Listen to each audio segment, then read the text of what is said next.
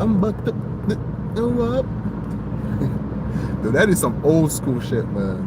Like, oh, who was that? Was that P.D. Pablo or wait? If you want some, no, that's not P.D. Pablo. Everybody knows somebody that knows somebody that knows somebody. Well, now I don't ask now. The name is like right in my head, but I don't think that's P.D. Pablo. Wait, what you gonna get? What you gonna do? When I run, if you want to. How the hell I forgot that song, man? Wait, I'm about to. You know, I'll forget it. Just that song just stuck in my head, and for some reason I can't seem to remember it. But yeah, so driving back home. Oh, actually, I gotta hit the gym real quick. Yeah, man. Look, kids can be so freaking mean, yo. Kids can be so freaking mean. Like, I went down to Florida, right, to my dad's 80th birthday, and then one of my cousin's daughter, you know, one of my little niece, and she was going in on me, man, talking about like I got man titties. That's like my nickname. I'm like, what the hell? And of course, I'm just like reverse psychology her ass. I'm like, oh, that's a cool nickname. She got Listen, sometimes you need the assholes, man, to just say some shit. And they like, you know what? You're right. Not because like my feelings are hurt, but because it's like, it's so, like, I appreciate her lack of filter of her being that brutally honest. It's like, you know what? She's right. I do got some man titties. Let me hit the gym back up. Yo, that's for real. They got no filter. And it's like, it's amazing. If you could actually, like, if you're a sensitive person, don't spend time around kids, man. Especially the new ones coming up when they got, like, you know, on the spectrum. So which means like they really don't got a filter. It's like they're being assholes without knowing that they are being assholes. They're like, they got no social skills whatsoever. And then like, they don't know how to, I guess, communicate in a way that's like, it's not what you say, but how you say. It's like all nonchalant about being a dick. Like, yo, I respect that. But, you know, us millennials and sometimes, you know, older generation, you know, we have to work in the corporate world. You can't walk around insulting people just for the fuck of it, right? And there's still other places that you can still get away with, you know, when you work in blue collar. It's a lot easier as a blue collar person to not be politically correct than if you work at an office, right? And that's one of the reasons why I've been doing blue collar work for a very long time, because I couldn't really picture myself not really being able to say what's on my mind. But of course, within reason, within limit. There's like certain place that I won't bring up, let's say politics and all that stuff. But sometimes if you ask me, I'm definitely gonna give you my opinion. But it's not something that I like do on a regular basis. It's just like, you know, like people don't gotta know what my politics are, what my religions are, or like, you know, some of the stuff that I believe in. Because if we don't know each other like that, I'm not gonna like try to influence your way of thinking. To me, it's more like, hey, you do you, as long as whatever you know, you think about, or you don't try to persuade me into your way of thinking, right? Wakanda forever. Yo, let's talk about some political stuff, man. So yeah, we have the election in New York City. Like, what do you guys think about this guy? It's like this Muslim dude with his election, because I think he just won the Democratic primary, and then the mayor right now, which is Mayor Eric Adams, I think the former cop, the black dude, right? So Democrat, but he got indicted and stuff like that, right? Or his own part, the Democratic Party turned on him, so he's running as an independent now. And then you have plus this Republican, I don't even know his name. So you have two moderates. From what I've seen so far from the Republican, he seems to be somewhat of a Maga Republican-ish, right? And then so like somewhat center right, but a little bit off center right. I don't want to say like far right. He's not far right, but he's more conservative than just middle of the road conservative, right? And then you have Mayor Eric Adams. He's in the middle, right? I like him, right? And then because yeah, he's a liberal and all that stuff, but he's also have a level of common sense, right? And then you have this dude, the Muslim guy, and then like he's basically like advertising things that he can't deliver on, right? And then and basically he's a socialist Democrat. He, you know, that's how he describes himself. And it's better than having a Jewish mayor. I don't know, like, dude, like to me, it's all about, I don't care about your religion, I don't care about your political party, I don't care about like I care more about like whether or not you are competent to do the job, right? Like for example, like I'm somewhat a middle right type of person, right? But I got no problem agreeing on people that are like, you know, in the left side of me, from way of thinking, more liberal than me type of thing, right? As long as we can actually have a conversation and we just balance each other, we just balance our ideas and having a discussion about certain ideas that we might disagree on, but that's not something that I'm not gonna tolerate your perspective because you think differently than me, right? And I think that's my main problem, because like a lot of people, to them is like, yo, if you're a black person, you have to be a Democrat or otherwise you are a sellout. It's like, what? You know, all black people don't think the same, right? And whenever somebody take a position, I try to see myself in their shoes as to why they would make certain decisions. Like I try to understand their motive. Like for example, I understand perfectly why a lot of women tend to lean more liberal or Democrat, right?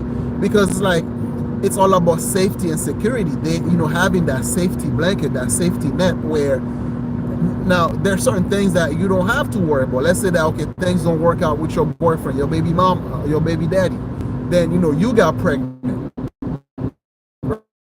So if you live in a system that is more lean towards continue to vote for these people that's that system, right? From a selfish perspective, I can respect that, right? But when you look at, let's say, someone, okay, now from a black man perspective, right? Let's say that you're looking at, let's say, if things don't work out with your woman, then you're not gonna get like, your finances not gonna get pillaged, right? She's not gonna, like, you know, using the court against you to make your life a living hell.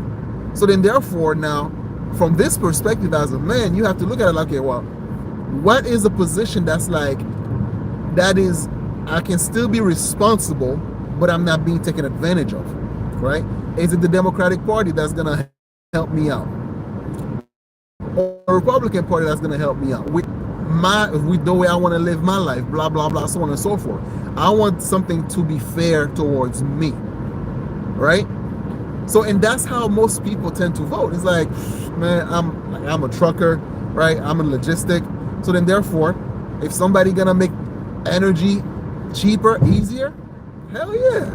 That's, you know, like, I work hard for my money. Someone gonna be able to actually keep more money in my pocket, I don't gotta pay that much taxes, hell yeah, I'm gonna do that, right? If I can find every loophole possible to actually not having to actually like contribute to a system which I may not agree with, right? Or better yet, I can actually choose where my money go. For instance, there are loopholes where you can actually like donate to certain charity of your choosing, and then you reclaim that in your taxes. Same thing where, let's say, you donate clothes, you know, you get to claim that on your taxes. So there's like so many. Shout out to you guys. Oh, by the way, hit the like button, and then because that would definitely help me out and stuff, right? So there's so many aspects as to why people make decisions that they do, and when you're looking at, let's say, but there's a catch-22 with that as well too, right? Because a lot of people would actually give in for short-term gain instead of long-term benefit, right? And this is where some people differ, right? Because if, let's say that I'm voting for a candidate based on the fact that I want to get free stuff, right? But there's nothing that's free. The free stuff comes from somewhere, right? It comes from the people that are actually working, where more money is coming out of their pocket. It's coming out of from the, let's say you build a business and then you having a good chunk of revenue. Instead of you expanding your business, you getting taxed off the ass because now somebody for some reason think that, oh, you got it like that, right? It's kind of like, let's say, I look at being rich, right? It's like, let's say you are one of the person in your family, you kind of a little bit well off, but not so much. But everybody looking at you when you go out to eat and stuff like that, they expect you to pay. You know, it's like they expect certain thing out of you and stuff like that because you got it like that. There's this level of entitlement that people feel, and especially when like they feel very entitled when they're not spending their money, they're spending your money, right? So then you have those short-term gains. So then what happened to the people that you constantly try to take money off of? So they're like, well, you know what? Why do I need to be here? I don't need to be here like that. I can just bounce. So all these businesses, next thing you know, they're going places where they getting less tax, and then they can actually create more jobs. So like, that's a no-brainer. So when rich people start leaving New York City, then who are you gonna keep, you know, taxing for your pet project, right? It's like too many hands out and not enough contributors. That's what's going on, right? And then you have now this guy from the mayor of New York City and stuff. You know, he ran on the platform where like he's gonna give, let's say, free buses. I mean, free bus pass to people and stuff like that, and then more rent control, and then like certain things. Like it sounds good to those that you think you can benefit from it, but what tends to happen now, right? Because think about it. Well, let's talk about, let's say, the whole rent control thing. The most expensive cities, don't quote me on that, right? But if you Google it, I think, right? The most expensive cities in the United States, I would say a lot of them have rent control. Because what tends to happen is like, the rent control is based on the amount of money you were paying when you first got that apartment. That's going, you know, the landlord cannot go over a threshold over than that, right? So let's say rent control started off, let's say in the 70s, right, in New York. So then now, what a lot of these people do, let's say they get an apartment, they got on the cheap, they were paying like, let's say $700 for it, right, a month. So then now they keep that apartment. They make sure that, you know, the landlord cannot raise the rent to match the market, right? So then they stay with that apartment and stuff like that, right? And then they pass that apartment on to their kids and whoever, and then, or they will just stay on that list. The landlord cannot kick him out, and they just like so then now imagine you have so many of these apartments where the lease was already locked. Now the new apartment that's coming through. So then now the landlord is gonna try to, you know, raise the rent at market, you know, market value, if not more, to make up for the other landlord, to make up for the other tenants that's not paying, and that those apartments are not available, right? So then you have some people paying $700 and they're locked in. So now that's another set of apartment that's not being used. And then you have people that are paying $1,000 and now they're locked in. As long as they don't leave that apartment, that's just thinking about that. You know, so then you have so many apartments that's no longer in the market. So then now you have the new apartments, they're gonna the rent's gonna be pretty high, right? So that's why you have like small ass freaking apartment or closet apartment, and people are paying like over $1,000 for it. And this guy's talking about like, yeah, we're gonna make sure that a portion of these apartments are also for rent freeze and all that stuff. So like that's gonna be a lot less apartment in New York City. So then that's gonna escalate the rent for the next quarter. It's like, what do you think, bro? And that's why all these places with rent control, are more expensive. And but the funny thing about it though is like, but some people don't look at it this way. Some people is like, it's not. I don't care about the next people. I want to know what I can get now, right? And so with that type of mindset, so you're not investing in the society you live in. You only look at it in a way to take from it instead of giving back, right? Which, don't get me wrong, like there's a level of selfishness you have to be in, right? Because I mean, hell, as a capitalist, you have to be somewhat selfish in order for you to thrive in this country, right? And it's not like a culture like in Japan where like CEOs taking like pay cut and stuff to make sure that everybody keep their job. Nah, man. They don't like.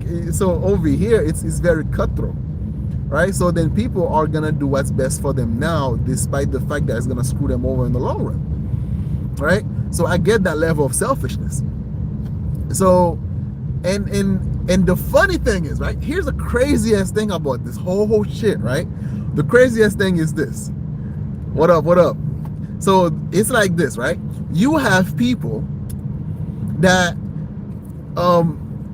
like they don't realize, right, or they lack the accountability to even admit that whatever they're going through right now, they played a role in it, right? And that's the thing that is so crazy. You have like, let's say, crazy policies like defund the police, right? And then you have like people that just be like, oh yeah, you know, cops are bad, this and that. And then when crime escalated to the point where it's like you don't even feel safe to step outside of your house, and then now instead of looking back and be like, yo, yeah, maybe it wasn't a good idea to actually like, you know, defund the police and stuff, like, nah, you gonna like either like they're gonna create more policies that either gonna like not report the crimes and to say things like, oh well, you know, this is not a crime technically. Well, you know, it's like you decriminalize a lot of criminal activities, right? So then therefore you don't have to report that data to make your numbers look good. So then when you actually point out the fact that, yo, it's dangerous in those big cities that defunded the police, they'll be like, well, technically, according to the data, crime has gone down. It's like, really, nigga? Has it been going down or has it been going unreported? Right? And it's like, it's this level of mental gymnastic, and it's so hard to like, you know, argue with people that have a type of mindset where it's not about being truthful, it's about being right. Like, I don't care about being right. I care about, like, you know, we having a discussion. Are you making sense? If you say something I didn't think of before, and I'm like, huh, you know what? That's a good freaking point. Right? But if I can at least give you that when you are right, like, can you also do the courtesy of, you know, do that as well when I prove a good point, instead of just like you just argue for the sake of arguing? And it's so difficult. Hold on. Hey man, what do you think about the Rothschild family? Like, I think, like, I look at the Rothschild family as in, like, you know, old money, like people that used to have great influence at some point in our government. But it's okay, like there's so many layers in our society, right? You have, let's say, commerce, let's say the merchants. I look at you know, the Rothschild at this, in this category, from the merchant category, people that used to own, like, you know, legacy companies and stuff, legacy corporations, and then they just like old money, like the type of money, like you go to their house and then you see like an old painting on the wall, and then that's the type of money that started it all. And then, like, you know, that's like old money, like cotton money, right? And, you know, railroad money type of innovation, like back in the where you have like manufacturing type of money. And then now you have tech money. So like I look at people like, say, the Bezos of the world, right? Let's say the Elon Musk and the you know, the guy with it, the guy at Facebook, you know, those tech giants. They are the Rockefellers now. They are the Rothschild. They are the modern age, those type of people that wield great influence, right, in our society. And then they can afford to buy politicians. They can afford to buy, like, you know, people, right, to actually do their business, to lobby on their behalf, right? That's how I look at them, right? And I think, but the only difference for the most part, you have like some of those old money type of people. They had a belief system like, okay, this is my country. They were more patriotic than globalist. If you don't understand, like, so they have more of a vision based on the pride of that they had for their country, right? Not all the time, or they sometimes obviously, like, some of the things that they advocate for would run contradictory towards the benefit of the people, because they didn't consider the opinions of the population as something that they should consider, because to them it's like they are the brain of the society. So they believe that the masses could always be convinced based on their propaganda, right? Or if the propaganda don't work, then force and intimidation, right? That's how they used to operate, because to them it's like the laws are for just the plebs, the peasants. They were above the law, but there was like something about them. They try to do things that's like, okay, it's for the benefit of my people, right? They were still more patriotic than they were globalist. I believe now the new Rockefeller, the new Rothschilds of our time, let's say the tech giants, a lot of these corporations and all that stuff, they are more from a globalist perspective. They don't have any type of loyalty towards the country that they were born in or they reside. To them, it was just the whole world is just a location that they were born, but they are their money. So then therefore they can just buy influence, and they are more selfish in pushing their agenda than they are patriotic. If you don't know if you could understand what I mean. Right, that's how I look at these. That's how I look at these folks. And then you have like the politician class, the royalty, like the lords and all that stuff. Right, people that just control the bureaucracy type of government that they implement, and then we're just cogs in the machines. We all do certain jobs to make society run. Right. Being a trucker is very important. I'm providing a service towards the society. I think if you took the risk to accomplish certain things, right, and nobody should be like coming through, be like, well, technically we own a piece of that company now. I was like, wait, what? Unless the company is like public, then yeah, that's how you can actually own the piece of that company. But if you just like you starting from scratch and then you build a business, you're a multi-million-dollar corporation and all that stuff, or an LLC, then you're not the government's personal piggy bank to just like whenever they want to scam a little bit more money off of you, and to be like, well, you got it. It's like, no, fuck off. I took the risk to build this shit, right? You can't just be like always try to freaking skim off the top and thinking like, I'm not gonna do nothing about it, I'm not gonna move. Like, really, nigga? You keep taking my money and I'm just gonna keep sticking around and not just be like, I love New York, but I'm gonna get out of the Big Apple like 50 Cent did, right? You think like 50 Cent 50 Cent was beefing with all these people, right? And then like he ain't going nowhere. But you know what the hell got him out of New York City? Taxes. This guy's like, F that. I'm going to Houston. And then from Houston, he just like goes to, this guy's all over the place. But like, to living in New York City, like, why? Why do I gotta pay extra for all these bummy ass projects and then none of them's working? No, F off. So yeah, so I don't blame when people feel like when they move for either better opportunities or they're getting screwed over by their own government. That's why you have all these illegal immigrants here. They're escaping bad governments from their country. You think like if Haiti was like a place where that's like you can just chill, you don't have to worry about crimes and corruptions and all this other stuff. You don't think all these Haitian people over here, like, I mean, yeah, of course, who doesn't love to visit America and all that stuff, right? But there would have been this option where it'd be like, yo, I don't have to take that risk to go through the jungles and, like paying the cartels to like, hop on fences and all that shit to come over here when I can actually do it legally, let's say as the process is going on, I can still afford to stay in my country, right? And it's like, there's so much, because don't get, like, third world country, there's a level of freedom that comes with it that you cannot find in first world country, but at the same time, there's also a lack of opportunity that you have in third world countries that you do not have in first world country, right? So it's like what I mean by this, right? This is what I mean by this. Let's say if in Haiti, right, I purchase a piece of land, right? Hopefully you don't get scammed. You purchase a piece of land. I don't really have to worry about paying taxes on that piece of land for like God knows how long.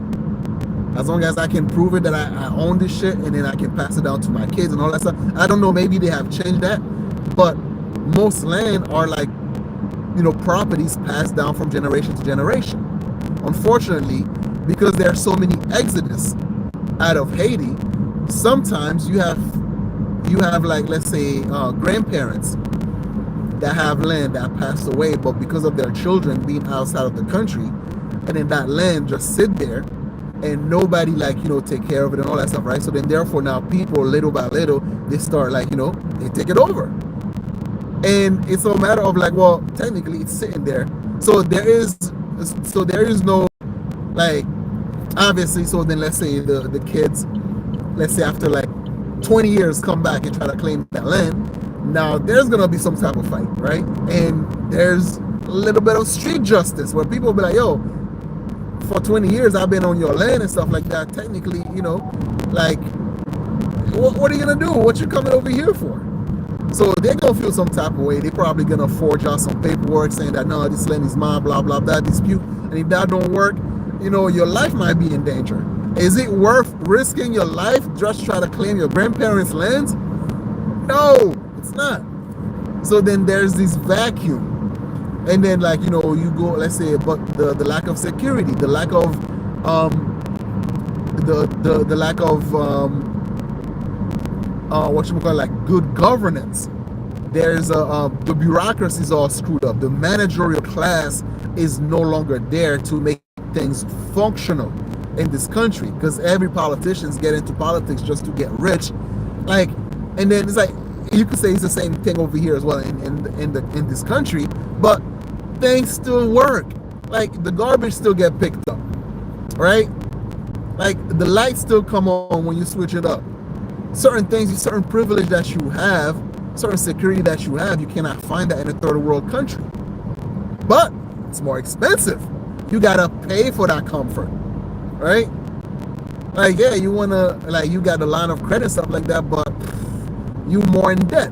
Like, and the difference is, in here, when you broke, and okay, let's say in Haiti, right? When you broke, right? Like, I'm talking about like real broke, poverty broke.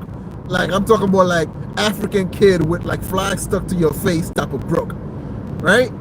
But over here, there's so much safety net here.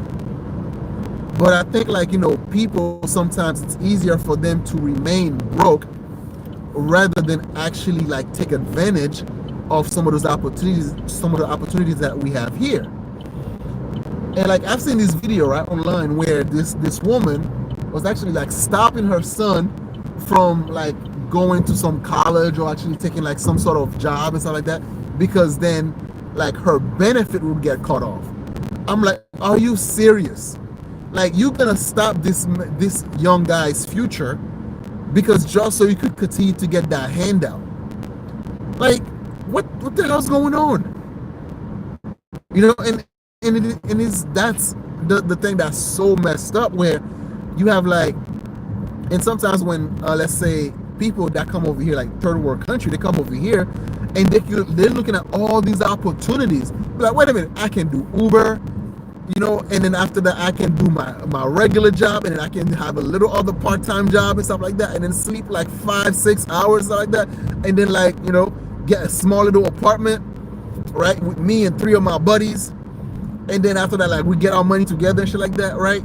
Before you know it, in like 3 years you get a house. Like, and you see these immigrants, they just land it, and then afterward, like, you know, they just like start getting shit done And you're like, what the happened? Right? And then now there is a level of like cockiness that immigrants, no, happened, you lazy. So then now, you know, you here illegally, and then you talking shit to African American, don't do the thing that you do, or maybe they have a different home dynamic than you and shit like that, right? And you feel like you better than them because you come from a third world country and you were able to make something of yourself quicker than them, right? I'm not saying that there isn't like some sort of truth to that, but there's also a level of lack of understanding as to why sometimes people have their way of thinking, or sometimes people felt on that rut, where regardless of the fact that they had all these opportunities. Hey man, what do you think about, oh, you already said, sorry, I thought that was a different question. So yeah, and that's why there's this now, when you have like all this immigration system going on, where like say people illegal immigrants, and then there's the level of when black folks are like, nah, Jose, you thought you were big shot, huh? You thought you were better than me. What happened, Holmes? No, I'm not gonna have your back. No, these benefits are mine. No, fuck off my country. So they're not protesting all these immigration stuff, right? Black people are like, nah, I'm good. You fight this one out, right? And it's like, it's at the end of the day, it's all about self-preservation, right? Because if, let's say, the amount of money the amount of money that's being given to people on benefit, it's a finite resource. So then therefore now, if black people have a choice for them to get that benefit, or versus like just bring you illegal immigrants coming here getting that benefit, who do you think they're gonna choose? They'd be like, nah, Trump, yo, Daddy Trump, send these motherfuckers packing back. Like, they're, you know, so that's why when you look at the Democratic Party, it's so fractured, because they were glued together over a hatred towards orange man bad, right? But when reality is hitting home, right? When the resources, the finite resources of your EBT card and your welfare system and your this and your that is not coming towards you no more, because they have to spend all that money towards illegal immigrants, like, what's going on here? These resources are mine.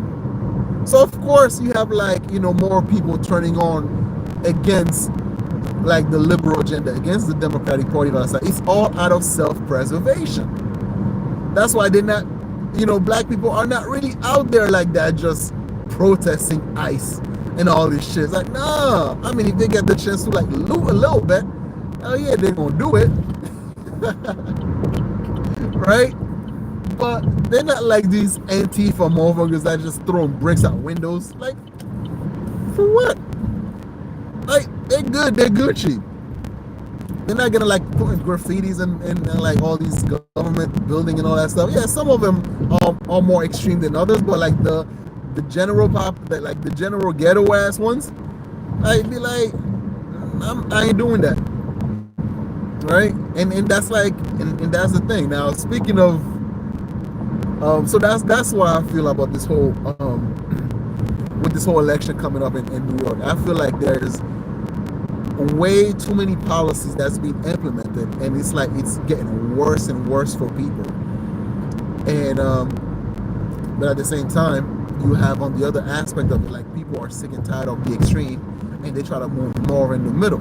Let's say the Bill Maher of the world, the Joe Rogan of the world, like, you know, and all this stuff. And so so that's why, like, all the discussions and argument that you're seeing right now are just more people in the middle that are now, and it's like the Democratic Party is becoming a little bit like more irrelevant now, and therefore people are looking at it from a perspective like, yo, I don't gotta be like, you know, one party all my life. I can switch up whenever I want. Like, I don't have to be a Republican, I don't have to be a Democrat, I don't have to do none of this shit. Like, people are just sick and tired of they have to be something, right?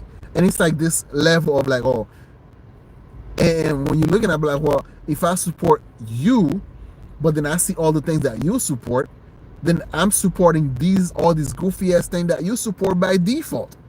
So then I can't support you, right? And that's like, and that's the thing, like, you have like, there's a disconnect between what the general population want, right, versus what you think you're gonna like down the hill for. It's like, bro, nobody cared that much about illegal immigration. It's like, yo, you do you, man. Like, I gotta get mine, right? And that's how it is. And some people don't care about your pronouns. Some people don't care about like a lot of these things, and being forced to having to adjust to that. And I'm like, yo, I'm gonna go towards the party that's just not gonna try to get me to do all that goofy shit, right? I'm not supporting all that goofy shit, and that's that. And that's how you have like, there's a level of oh shit, you good, my dude? All right, cool. There's a level of like, yo, I ain't fucking with that. But yeah, anyways, all right, I gotta hit the gym now. So yeah, gonna get rid of some of these man titties. Oh man, so all right, well, thank you guys for popping through. I really appreciate it. I think I'm gonna try to do that more often, just have a live stream as I just speak my mind. It's fun. I like doing that. It's like having a conversation. Oh yeah. All right, so hit the like button, share this real quick, and I'll see you guys next time. All right, peace. I'm out of here.